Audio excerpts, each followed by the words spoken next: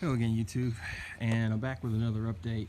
And in this update, you'll see that I now have two massive pole-mounted solar arrays, three on this pole, and three solar panels on that pole. I kind of put the panels that I took off earlier. Now I'm going to repurpose them, and so now I have 14 panels connected. I still have two more that I have not connected, but this is the new pole mount.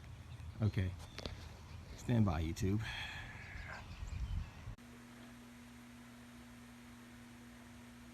Okay, YouTube, I'm back, and okay, I've installed the other panels on the pole, on the second pole mount array, and I've also included in my setup here another lightning suppressor, just like I have over here. And this one is sized appropriately for my midnight solar, and it's mounted nice and secure. And so I've got that going on here as well. So right now, but unfortunately we had a pretty cloudy, rainy day, so I can't really, tell you as far as how the system is performing with the additional panels.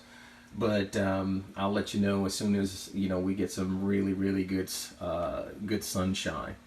But hey, I'm looking forward to it. Okay, all right, take care, YouTube.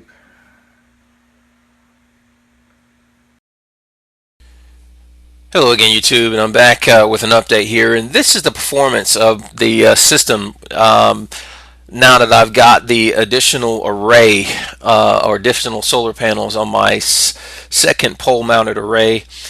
And as you can see on my total system status, I added an additional feature to my monitoring software where I can actually see the amp hours from full versus the amp hours remaining.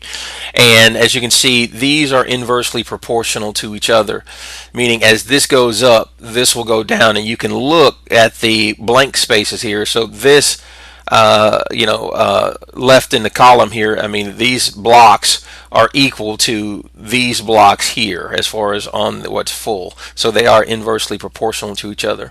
Right now I'm off grid, and I'm pulling in a total of 80 amps coming in from all sources, but 60 amps is going to the battery bank, and 17 amps are going to the loads in home. And let's take a look at what the Classic is actually doing. And the Classic is actually, it's doing pretty well. As you can see, there's like 1,139 watts coming in from the array, just under that, or around that, excuse me. And potentially it has 1,460 watts. So it's operating around 78% efficiency, and all I did was I essentially divided this number into the potential watts that could come from the array under ideal conditions. You divide that, divide this number by 1,460, and you multiply the result by 100, and you get this percentage.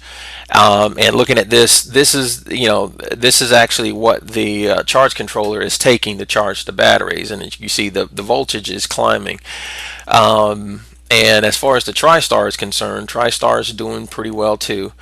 Out of potential, 2,000 watt array, it's at 92%. You just simply take this number and divide it by 2,000 and multiply the result by 100, and you get the percentage. So it's doing all right as well. The key thing is the reason why I wanted to do two separate arrays like this with two charge controllers. I wanted to get this number, or at least this number, or even potentially a little higher. I needed this much energy, consistently going to the battery bank. Each one of those charge controllers is capable of 60 amps. 60 amps of power going to the battery bank or the household loads, depending on how your system is set up. So, but I need at least 60 amps consistently. And so as you look right here, my battery state of charge is at 55%. There's 211 amp hours in the battery bank, 211 amp hours, as opposed to 380, which is, or 381, 380, that's what it is full. But I think I just kind of said round it down. It says, hey, 380. And this is actually how much amp hours that I need to go back into the battery bank to fill it up. So far so good. As you can see, my battery voltage is climbing.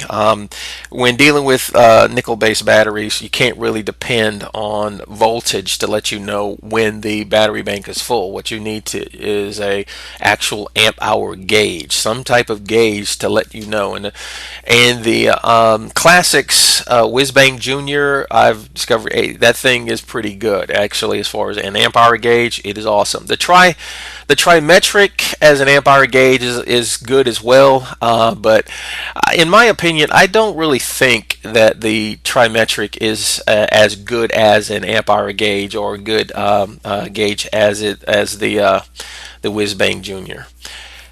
Okay, all right, YouTube. So that's what's going on with my system, and it has been asked by one of the viewers as far as will I show, kind of give a walkthrough of how I created this stuff using the software, and I've considered it. So if you do see a video from me coming here, then just know that I said, hey, no problem. I will, I did it. Okay, that's all I can say is if you see a video from me, I did it. If you don't, I decided not to. But anyway, all right, take care, YouTube.